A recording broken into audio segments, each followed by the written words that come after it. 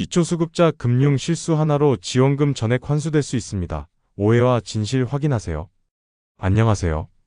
오늘은 기초수급자분들이 가장 많이 오해하고 있는 금융재산 관련 정보에 대해 정확히 알려드리겠습니다. 수급비를 받으면서도 통장 잔액이 기준보다 많아질까 걱정하시는 분들, 큰돈이 들어오면 빨리 써야 하는지 고민하는 분들 많으시죠? 하지만 이런 오해 때문에 불필요한 걱정을 하거나 잘못된 재산 관리를 하게 되는 경우가 많습니다. 오늘 하나씩 짚어보겠습니다. 오해 첫 번째, 통장에 500만 원 넘게 있으면 기초수급자에서 탈락한다. 이 말은 절반만 맞고 절반은 틀렸습니다. 정부는 기초수급자의 금융재산을 평가할 때 통장 잔액이 500만 원 이하일 경우 금융재산이 없는 것으로 간주하고 추가적인 재산 공제를 받을 수 있도록 합니다. 하지만 500만 원이 넘었다고 해서 바로 탈락하는 것은 아닙니다. 기본적으로 기초수급자는 거주 지역에 따라 일정한 기본재산 공제액을 적용받습니다.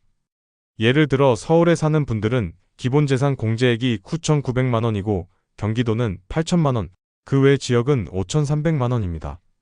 이 금액 내에서 금융재산, 주거용 재산, 일반 재산이 포함되므로 단순히 통장에 500만 원 넘는다고 탈락하는 것은 아닙니다. 오해 두 번째, 기준보다 돈이 잠깐 많아져도 수급자에서 탈락한다. 이것도 잘못된 정보입니다. 정부는 수급자의 통장을 단 한 번만 보고 판단하는 것이 아니라 최근 3개월 평균 잔액을 기준으로 평가합니다. 예를 들어 갑자기 큰돈이 입금되었더라도 몇 주 후에 원래 수준으로 돌아간다면 문제가 되지 않습니다. 중요한 것은 일정 기간 동안 평균적으로 유지되는 잔액이지 하루 이틀 동안 돈이 많아지는 것이 아닙니다. 오해 세 번째, 큰돈을 받으면 빨리 써버려야 한다. 이것도 위험한 오해입니다. 많은 분들이 돈이 들어오면 빨리 인출해서 써버리거나 현금으로 보관하려고 하는데 정부는 단순히 통장 잔액만 평가하는 것이 아니라 돈이 어디에 사용되었는지도 확인합니다. 만약 수급자가 받은 돈을 생활비로 합리적으로 사용했다면 큰 문제가 되지 않지만 갑자기 많은 금액이 출금되고 사용처가 불분명하면 조사 대상이 될 수도 있습니다. 따라서 불필요하게 돈을 급하게 사용하기보다는 정확한 기준을 알고 합리적으로 관리하는 것이 중요합니다. 오해 네 번째, 다른 사람에게 빌린 돈은 빨리 갚으면 괜찮다. 많은 분들이 가족이나 지인에게 돈을 빌린 후 빠르게 갚으면 문제가 없을 거라고 생각합니다. 하지만 기초수급자의 금융재산을 평가할 때 정부는 통장의 출금 내역이 아닌 입금 내역을 중심으로 봅니다. 즉, 돈이 들어온 기록이 있으면 그것이 빌린 돈이든 다른 이유로 받은 돈이든 재산으로 간주될 가능성이 큽니다. 예를 들어 한 달 동안 500만 원을 빌려서 하루 만에 갚았다고 해도 정부는 500만 원이 입금된 사실을 확인하고 이를 재산으로 평가할 수 있습니다. 빌려서 갚은 기록이 있더라도 소득이나 재산으로 보고 일정 기간 동안 수급비가 줄어들거나 수급 자격 심사가 다시 이루어질 수도 있습니다. 만약 꼭 돈을 빌려야 한다면 단순한 계좌 이체보다는 법적인 절차를 거쳐야 합니다. 지급 명령이나 법원 판결문, 공정증서 등을 통해 증빙이 되면 빌린 돈이 소득이 아니라는 점을 인정받을 수 있습니다. 따라서 단순히 돈을 주고받는 것보다는 확실한 증거를 남기는 것이 중요합니다. 오해 다섯 번째, 수급비가 들어오는 계좌만 본다. 일부 수급자분들은 수급비를 받는 계좌만 정부가 확인한다고 생각하십니다. 하지만 정부는 수급자의 모든 계좌를 확인할 수 있습니다. 기초수급자 본인뿐만 아니라 함께 거주하는 가구원의 계좌도 대상이 됩니다.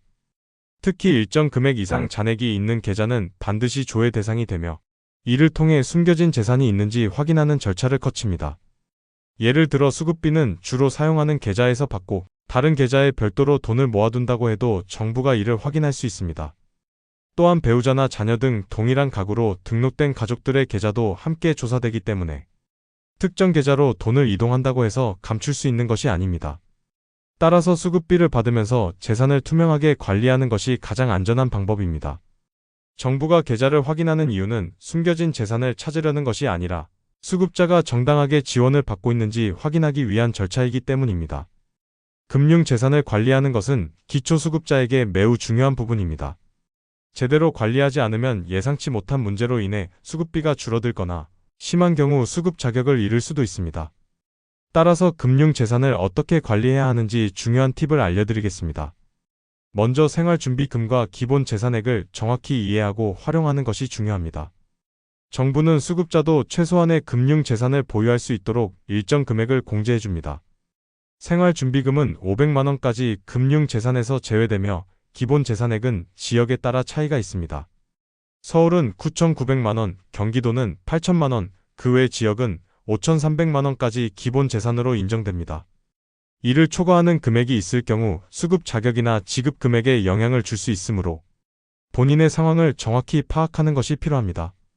일시적인 수급 변동이 있는 경우에는 반드시 지자체 담당자와 상담하는 것이 좋습니다. 예를 들어 큰돈이 일시적으로 들어왔거나 재산이나 소득에 변동이 있다면 스스로 판단하기보다는 담당 공무원과 상담을 통해 문제를 미리 방지하는 것이 안전한 방법입니다. 실제로 일부 수급자는 이런 변동을 신고하지 않았다가 나중에 문제가 되어 수급이 중지되거나 환수 조치를 받는 경우도 있습니다. 또한 큰 금액이 입금될 경우에는 사용 계획을 미리 세우고 기록을 남기는 것이 중요합니다. 보험금, 퇴직금, 상속금 등 목돈이 들어오게 되면 이를 어떻게 사용했는지 증빙할 수 있어야 합니다.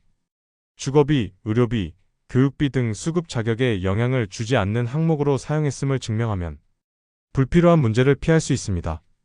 계좌 입출금 내역을 정리하고 불필요한 금융 거래를 최소화하는 것도 필수적인 관리 방법입니다.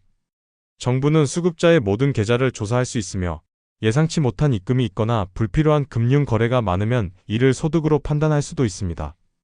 따라서 꼭 필요한 거래만 진행하고 입출금 내역을 정리해두는 것이 바람직합니다. 마지막으로 수급 자격에 영향을 줄 수 있는 사항은 미리 확인하고 대비해야 합니다. 예를 들어 부동산을 매매하거나 사업을 하거나 일정 이상의 재산을 증여받는 경우 수급 자격이 변동될 가능성이 있습니다. 이런 경우 미리 관련 정보를 확인하고 필요한 절차를 밟는 것이 중요합니다. 기초수급자로서 안정적으로 지원을 받기 위해서는 금융재산을 체계적으로 관리하고 변동사항이 있을 경우 적절한 대응을 하는 것이 필요합니다.